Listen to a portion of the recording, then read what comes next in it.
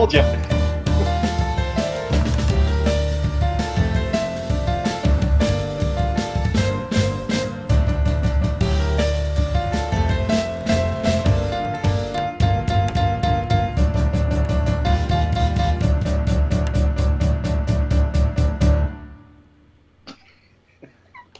Wow. What was that? That, boys and girls, was 21st century jazz. and don't you just love it? Wow. And you suggested this song, so I'll let you just introduce it. They are a British trio called Go Go Penguin. Okay, cool. And I just have an unholy obsession with them. They've put out a couple of records since this one, but this is the one that hooked me. And they've been influenced not only by traditional jazz artists, but by groups like Radiohead and Aphex Twin and, you know, all the electronic stuff from the 90s. So that comes out in their playing. And it's we're a long way from bebop and modal jazz when we play this kind of stuff, but they're absolutely amazing. Yeah, that was really cool. So for those of us just joining, we have Cedric Hendrix here with us. Cedric, thank you so much for making the time to have a conversation. Oh, certainly. I'm glad we finally got a chance to talk. You know, given the world circumstances right now, things are pretty awful out there. But if there's lemonade to be made from this gigantic lemon, it's that musicians and writers and whatnot are at home, so it's a little easier to reach everybody. That's right. So Marcus Reuter is with us. He said, "Cool beard, Cedric," and thank you, Marcus. He's used to clean cut cop guys. So, yeah. And Simon Barrow says, "Greetings, Cedric." Well, and greetings to you, sir. All right, cool. So the reason we are here is because you and I have had several conversations where I've threatened to have you on my website.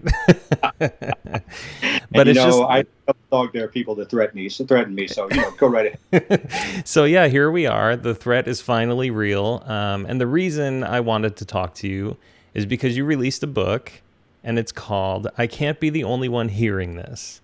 Do you have a copy with you by any chance?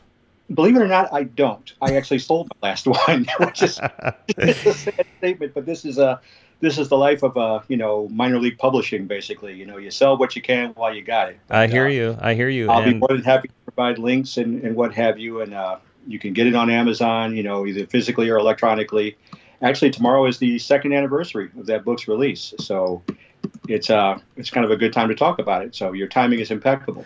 Excellent. And I ordered my copy, but because of the pandemic, it has not come yet. So, so I don't have anything to show either, but viewers can see the cover of the book on the right side of the screen. And like you mentioned, it's available instantly via Kindle or in paperback. So tell us a little about the book and maybe the story of what led you to write it. Well, I would like to call it an autobiography, but I'm not talking about my life as much as I am talking about the music I grew up with, which started pretty conventional and kind of stretched out into different regions, as you just heard, over the span of 40 plus years. I love to talk about music. People are no doubt tired of me talking about music, but especially when I'm talking about stuff that they've never heard of. But I can play something like Go Go Penguin, and there was nothing that amused me more than watching your face as the song evolved and knowing that you were into it and that you were digging it, and that people often say to me, I can't believe I wasted so much time listening to commercial radio when stuff like that is out there. So when it came time to work on the book, I just realized there was a lot of stuff that I had learned about, not discovered, mind you. I didn't discover it by any stretch of the imagination, but stuff I'd learned about as an American that just hadn't made it to commercial radio. And most of my heroes are from off the commercial charts, so it was fun to just talk about them and their music. And I was actually fortunate enough to be able to talk to some of the people that I wrote about, and everything just kind of evolved from there. Well, I think you're underselling yourself a little bit. You've got a website called Cirdec Songs, and Cirdec is Cedric backwards, for those curious. Figured that out by yourself. Yes. But furthermore, you have interviewed tons of musicians. So your book catalogs some of the content that's on your website, but your website has a ton more content. Right. Tell us about your work with the musicians that produce the music that you love. Wow. I feel like, and once again, I hate to undersell myself, but I am just, the fly on the wall more than anything else. I love, how do we put it? Everything kind of started in 1985. I was listening to music in the 70s. Don't get me wrong. My mom and dad were big into soul music. My dad loved jazz. My mom loved classical. I grew up in suburban St. Louis, which was not heavily populated by African Americans at the time. So I was introduced to more rock stuff. The corporate music, Journey, Styx, REO Speedwagon. But I go back to when I was 6 years old, and my mom used to let me play her 45s on this little tinny speakered, portable record player I had in my room. I mean, what do you want? I'm 6. It's not like I'm going to get a full stereo system.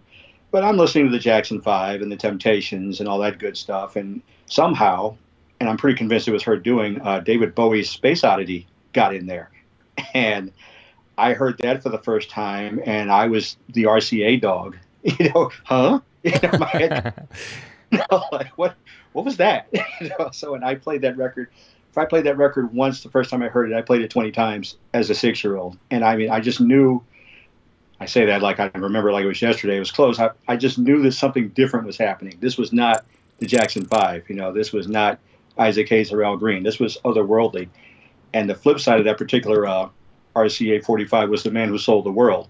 So those rapidly became my favorite songs, and they're still my all-time favorite songs. I mean, Bowie just meant the world to me, and he started opening up a new world for me that just gradually got wider and wider as I went along. By the time I went to high school, I was into Genesis, and I'd heard Abacab as a 16-year-old, and that was cool. But then I went back to my favorite record store, and there's a complete chapter on record stores in there as well. I got an old scratchy copy of Seconds Out, the live album from 1977, I want to say. And that featured most of the early Genesis stuff, the Peter Gabriel era stuff. And I didn't even know who Peter Gabriel was completely just by that time. And one thing led to another, and I'm still obsessed with that album. Seconds Out is my favorite live album of all time. And the more I heard, the more I realized, my God, these guys can play. They can play their instruments, and you don't get a lot of that in a 3.5-minute single, on top 40 radio. You want a good beat you can dance to on top 40. Whereas, I'm listening to The Apocalypse in 9/8 from Supper's Ready on Second Sound. Now I'm on a completely different plane, just completely different plane. And I went to this is the key moment. I went to Army training, advanced individual training at Fort Lee, Virginia, in the summer of 1985. I actually left the day after I graduated high school. I went to Fort Lee, and we actually got weekends off, unlike basic training. I was walking through the day room, our little common area with the TV and the pool table and all that good stuff. And there was a guy by the name of Brian. He was from California, I think San Diego. He was blonde, and for the life of me, I cannot remember his last name. It's one of my deepest regrets. I have no idea what this man's last. But he was playing a cassette while he was sitting in the day room polishing his boots. I'm walking around with one of those old Sony Walkmans with the foam headphones on, because I could not be separated from that. But I could hear what was going on the outside. And I prided myself in being able to recognize the song because I could hear the bass line, or I could, catch a piece of the melody. And I had no idea what he was playing. And I stopped and I said, "Hey, Brian, what is that?" And he said, "Well, it's a band called Roxy Music. It was their Avalon record." And I said, "That sounds really cool." He immediately takes the tape out of the player and tosses it to me and says, "Well, here, check it out for a while. Let me know what you think." So I played it for about an hour and ran to my dorm room and grabbed one of the several BASF Chrome cassette tapes that I had. Ran back because he had a dual cassette boombox there, from that era. Man, this is great. Can I get a copy of this? Oh yeah, no problem. And he plugs that in and then reaches in and pulls out another cassette. And I said, "Well, what's this?" He said, "Well, I think you have the mindset for this. This is a guy by the name of Robert Fripp, and he has a band called King Crimson." And he said, "This is going to take you a little longer to absorb." And I said, "Okay, that's fine." I take the cassette. And this I can see like it was yesterday. July of 1985, just outside of Richmond, Virginia. It's 90 some odd degrees. The humidity is probably in the high 80s or so. And I'm walking across a blacktop parade ground to get to one of our little arcade type facilities for lunch. And I plugged in, I put the tape in, and I pressed play, and the opening strains of Three of a Perfect Pair stopped. And I literally stopped in my tracks.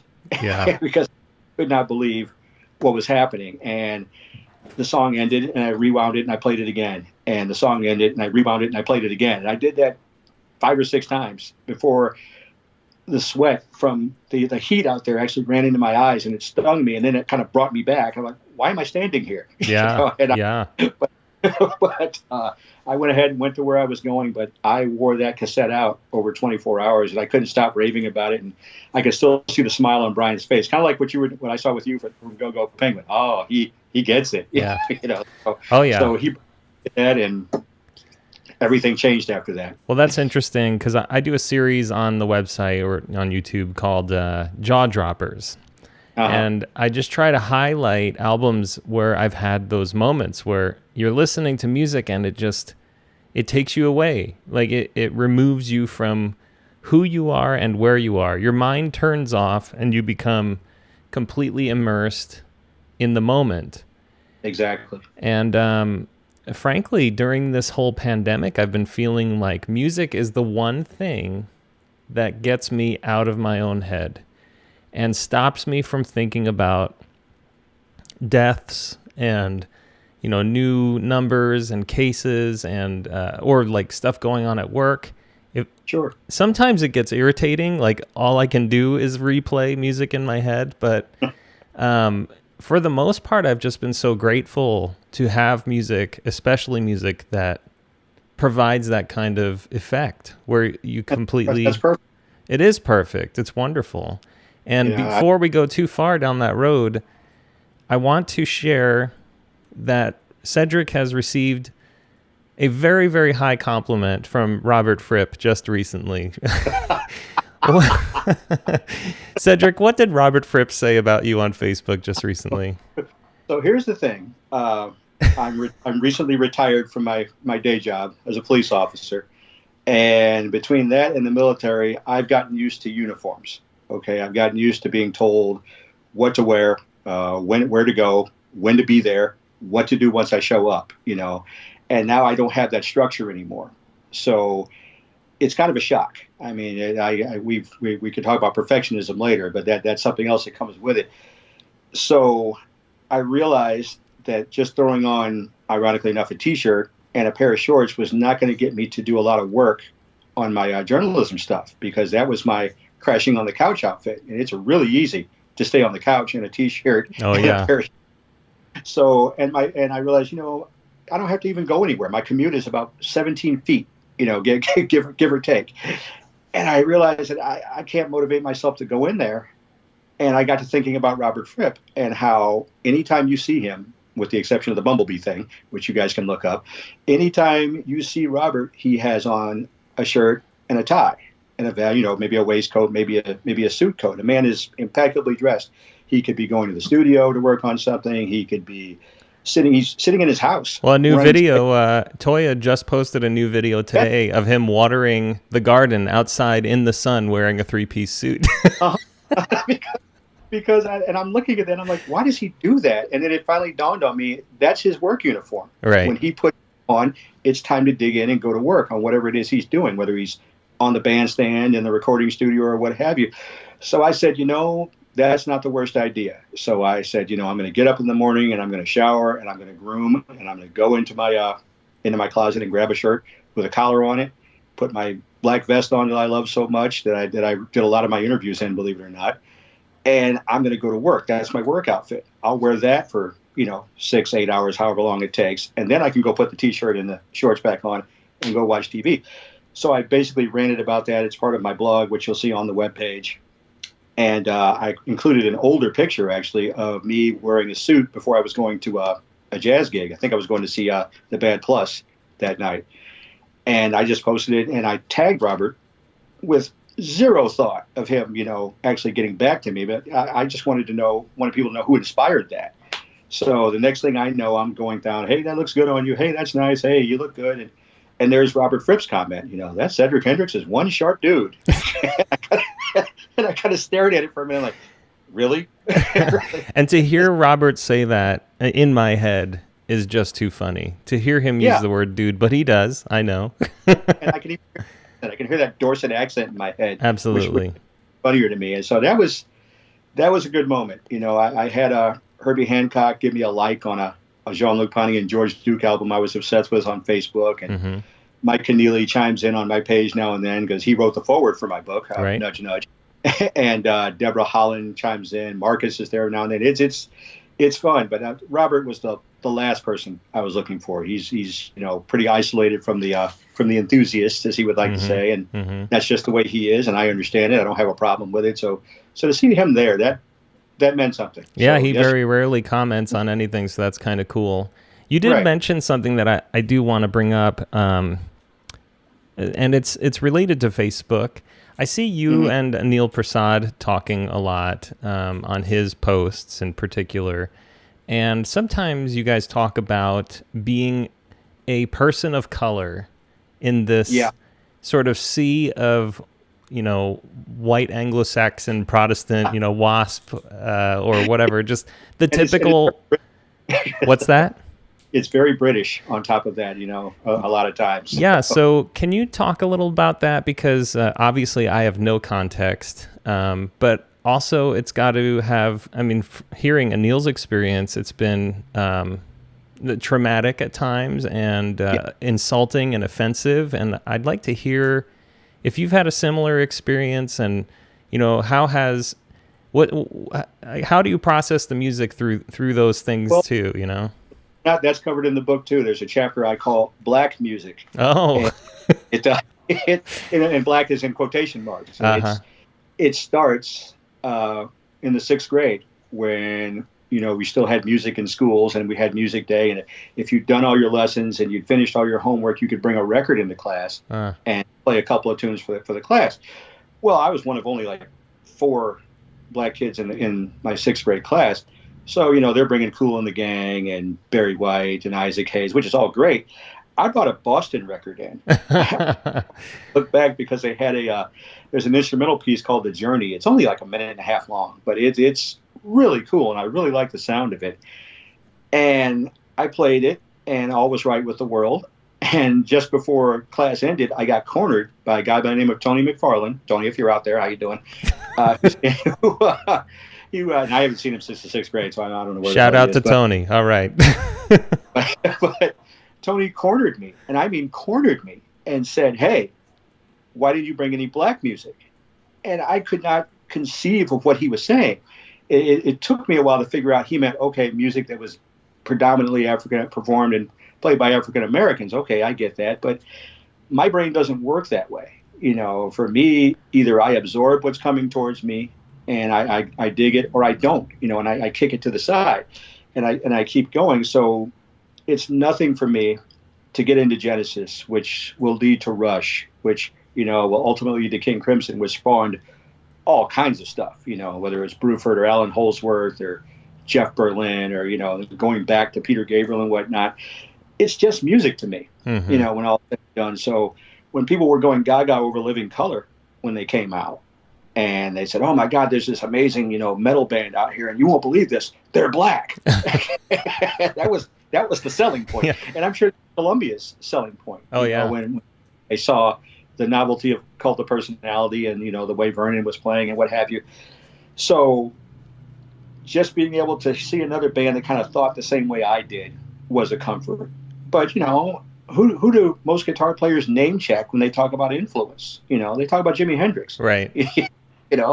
So it's obvious that it was not, it wasn't an anomaly per se, and now if you go back and you listen to Eddie Hazel play with Funkadelic, or you listen to, I'm going to forget which Isley brother it is. I'm sorry. I'm going to say Ernie or Ronnie that plays the guitar solo in a remake of Summer Breeze, that really schmaltzy Seals and Crofts song. Yeah, I know that song well. They kick it up 3 or 4 notches, and it's not loud. It's just amazingly well played, and the guitar solo is smoking. Huh. So there's always been that rock thing there, but I've always felt a little bit stigmatized. My buddy Trey Adams, hi Trey, if you're out there, and I have a running joke when we go to a concert, when we go to see Radiohead, or we go to see Animals as Leaders, or Snarky Puppy or something. We play a little game called, or King Crimson a couple of times. We play a little game called Count the Brothers in the Room. we rarely get past 3. Oh, really? Yeah. That does not include people that work there. That doesn't count. Yeah. Right. So there's always that little thing, that little stigma. I went to see the Claypool Lennon Delirium. Oh, yeah. A few months ago, and I'm one of the first people in line, and this kid comes up to me. I say kid because I'm 53 and he was like 25, 26. He's a kid to me. He can be my son.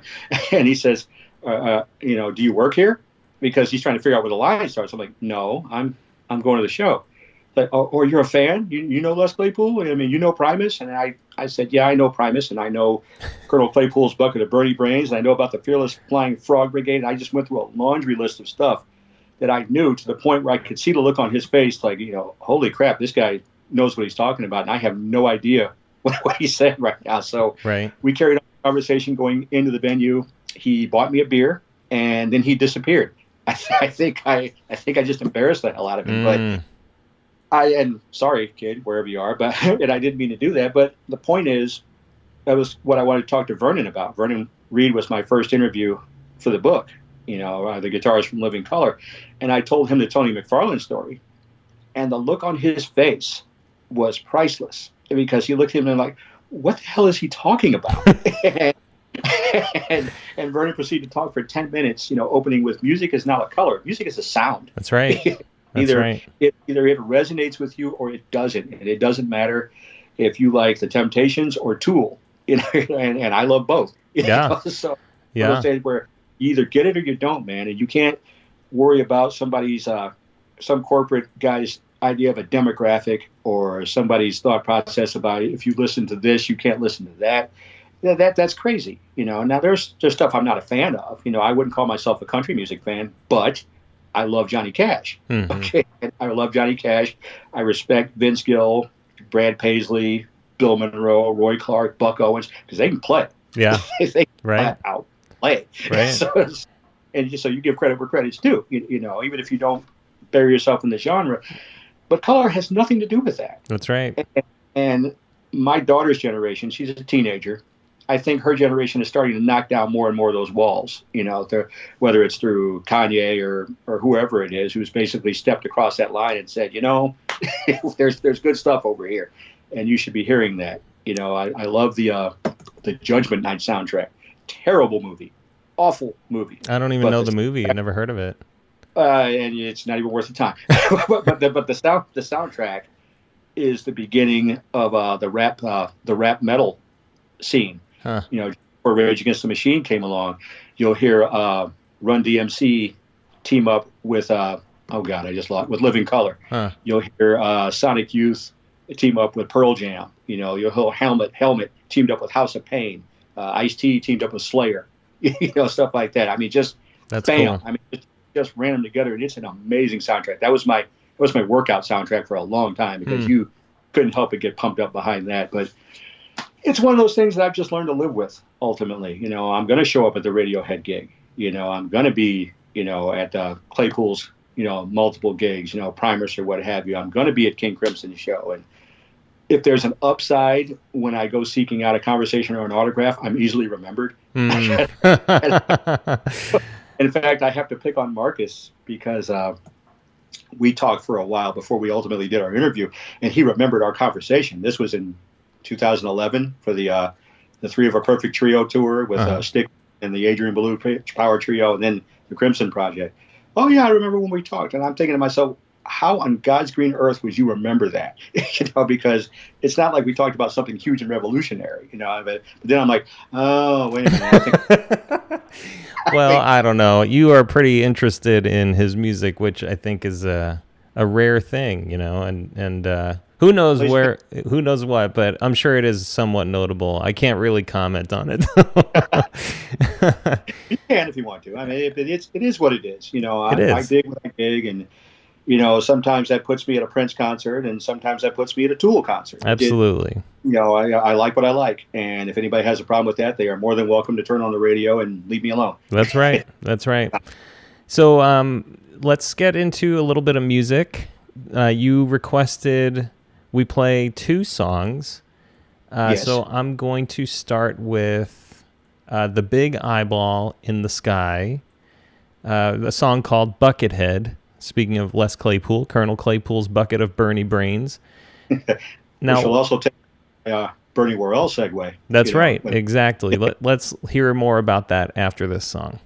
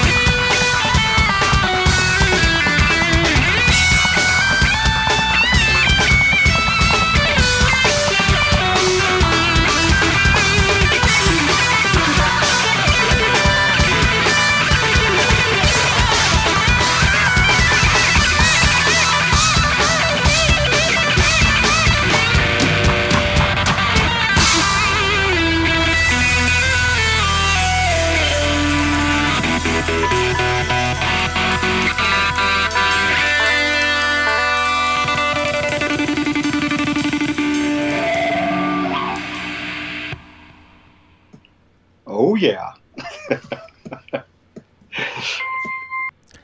That's a wild track. Oh yeah. And I just wanted to know how difficult it was to restrain myself from breaking into a huge bout of air guitar. Well, nobody watched you through most of the song. Unfortunately, I screwed up, and some people were, we lost the audio a bit, but we are back in, and it's all fixed. So, okay. Have faith in you. Feel free to air guitar in the next one, although I don't think the next one... Oh, yeah, that's a metal song, right? It does towards the end. It's metal-ish. It's they call it post-metal, but we'll get into that. It's really highly emotional music, and we can talk about that when the time comes. Sounds good. So that last song is makes reference to a man named Bernie Worrell, and you have a special project about Bernie I'd like you to share. Well, I would like to share it as well. The Worrell estate, Bernie passed away, unfortunately, in 2016, but the Worrell estate has hired me to write Bernie's official biography.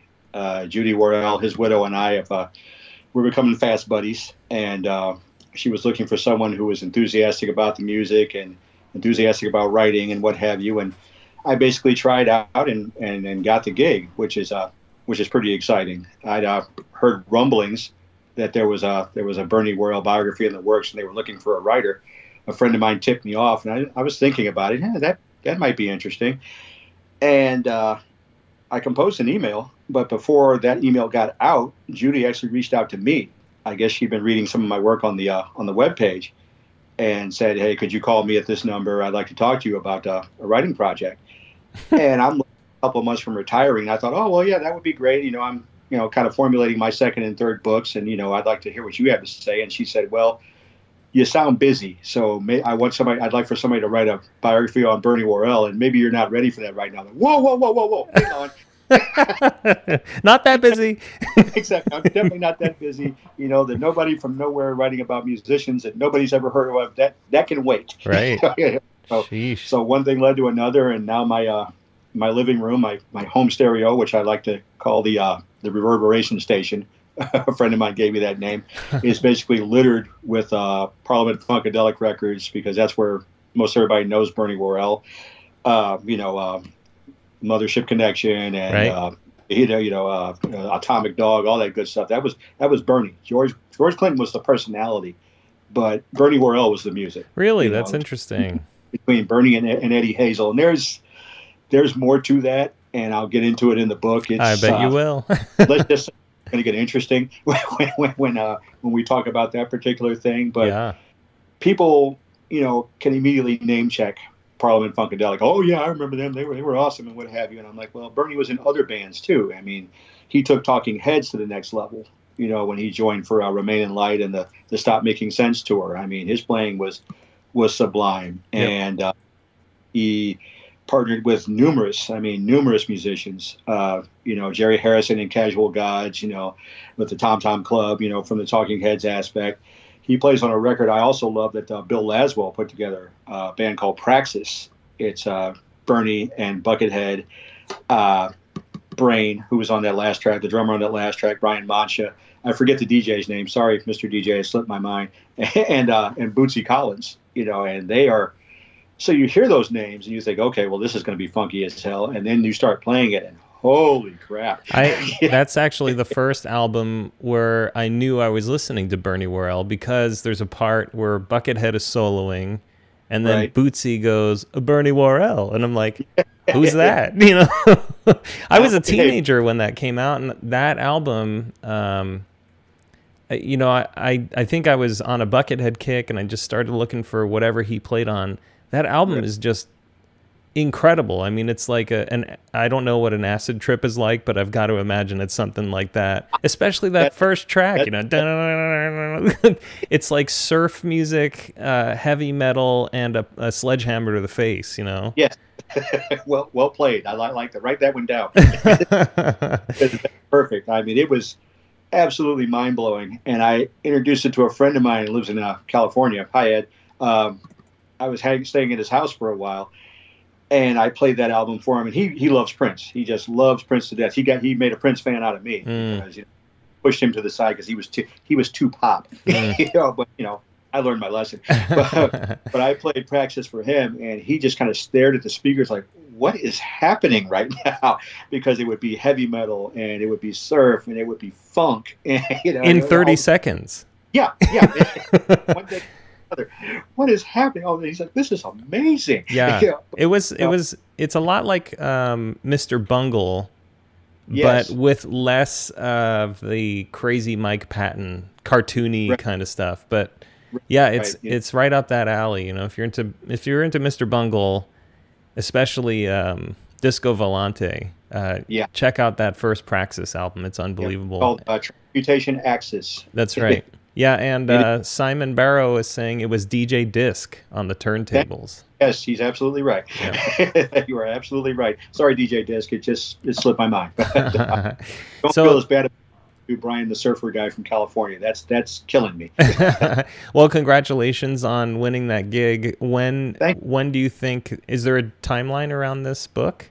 I have Judy and I have agreed that I would get finished with the first draft just before Christmas, which is an undertaking, but given my semi-retired status, I have a lot more holes in my schedule where I'm not working 14 hours a day. So now I can actually sit down and get it done.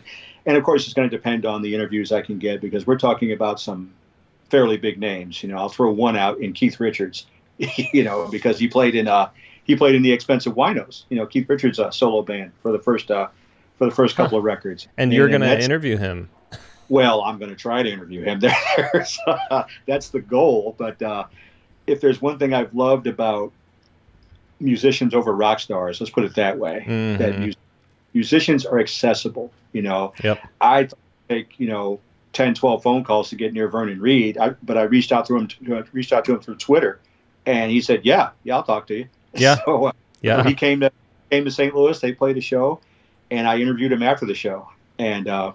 To make things even more bizarre to me, or surreal, I was standing in between him and Corey Glover, the lead singer, for half an hour talking about Marvel movies and Star Trek. It's one of those things where it's really cool because it humanizes them. Totally. They're not on this pedestal above you. They dig the same stuff you do. They just absolutely have to be playing on stage. So something tells me, my point is that it's going to take a little more work to get to Keith. It's going to take there's a few agents. It's going to be a few levels, Yeah. Like I said, the upside is that everybody's home right now. Right. So I have to kind of jump on that. But, Keith and David Byrne and Jerry Harrison and, maybe Herbie Hancock. Dr. Dre owes 90% of his career to Bernie Worrell. Wow. If you go back to the samples, right. That's Bernie playing, that Bernie that they've sampled. So be able to reach out to him and Snoop and, countless other people. This is going to be an incredible book. I hope so. There's one really big name that I'm not going to mention because I don't want to jinx it, because I was stunned when I heard it. Okay. I was like, you really want me to get that interview? He's like, yeah. Okay. All right. Well, I look forward to it, and I'm sure the viewers do too. So let's wrap up with the last song, and why don't you give us a little bit of an introduction to it? They are an Australian post-metal band called We Lost the Sea, and I always pronounce that horribly because I slur my S's, but you can find them on Bandcamp, and they released an album a few years ago called called Departure Songs. The name of the album is Departure Songs. There's a much bigger story behind it, stemming with their lead singers, because they were more of a black metal band before that, and their lead singer committed suicide in 2013. The band wanted to carry on. They couldn't quite figure out how. They auditioned a few singers, and they just didn't click, and they started working on this instrumental stuff. And the dominant theme of the album, Departure Songs, is loss. Every song deals with loss, and it is stunning. It is one of the most emotional records I've ever heard. We can't play my favorite track, which is the second track on the album called Bogatiri, because it's too long. It's like 12 minutes long. But the album opens up with a tune called The Gallant Gentleman, which is basically about a failed, I want to say, South Pole expedition, one of the poles, South Pole, North Pole, where and this was in the early 20th century. The leader of the expedition wound up getting a very bad case of frostbite to the point where his feet it was gangrene. He was going to have it amputated. He was slowing down the party and getting back to their base and what have you, but the party wouldn't leave him. So they made camp in the middle of the night, and you can picture the weather up there. And Yeah. he stood up. He stood up, without his shoes and his socks on, and announced, "I'm going for a walk," and walked outside and did not come back. Basically, gave himself up, for the rest of the party. And every song deals with something like That's that. The wild. Right. last two on the Space Shuttle Challenger, I mean, it is moving. It's beyond moving. And the second song, real fast, Bogatiri, stems from the three men who basically prevented a complete and utter meltdown at the Chernobyl nuclear plant. The story they told in the album turns out to be apocryphal, but in the end, you can still get the emotion out of it. I was looking for some new post-rock, 'cause I'm a big Tortoise fan. I was looking for some new post-rock on Bandcamp. I stumbled across We Lost the Sea. The track landed on Bogatiri, and it started playing, and it starts out really clean, and really it's got a nice redundant pattern to it. And I thought, okay, well, this is cool. It sounds like Tortoise. It's not bad. But as you go along, the track gets heavier and heavier and heavier. And I kid you not, Anthony, by about the 7 or 8 minute mark, when the metal started to kick in, I felt tears welling up behind my. And towards the very end, I want to say that one of the guitar players steps on an envelope filter or something like that, or a flanger, and it pushes you over the edge. And before I knew, tears were just streaming down my eyes. I was just beside. It was so incredibly moving, and I could never say that about, almost never say that about any other piece of metal. I love Tool, love Nine Inch Nails. They fire me up, but this one just turned me into an emotional pile of rubble. It was just. All right, well, let's take a listen. A Gallant Gentleman.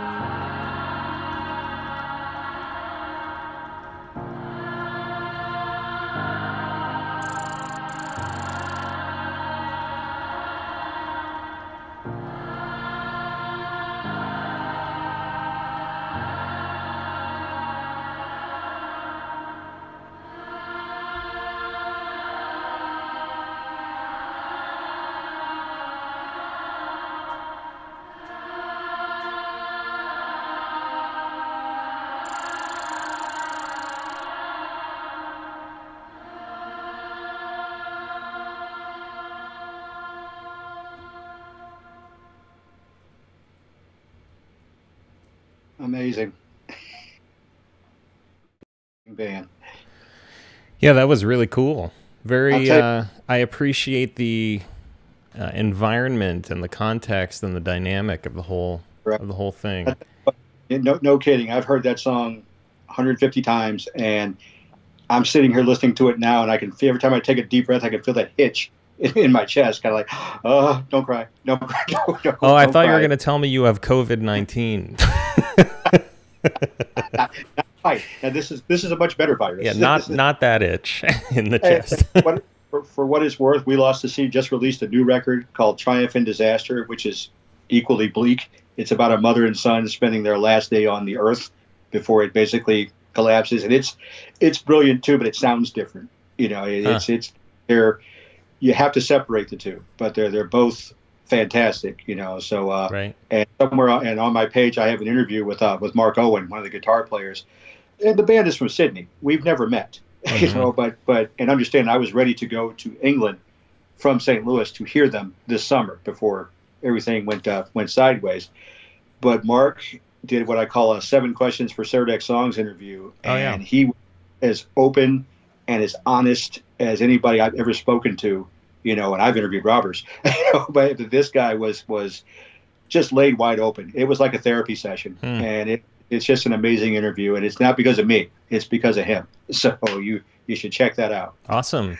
Well, thank you so much for your time, Cedric.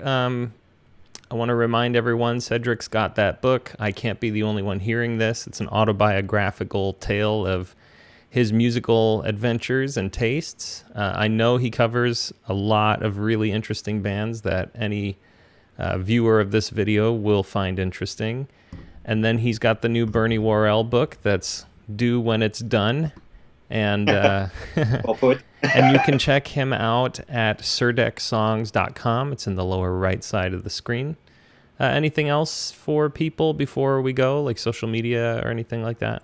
Well, you can look up Cirdec Songs on Instagram, on Twitter, and on Facebook. You can also look up my real name. If you want to just follow me there, that's fine. But Cirdec Songs is also growing, and I tend to post in both places at the same time. But I'm out there. If you want to hear some unusual stuff, I've stopped using I guess I should say weird stuff now based on who's interviewing me right now.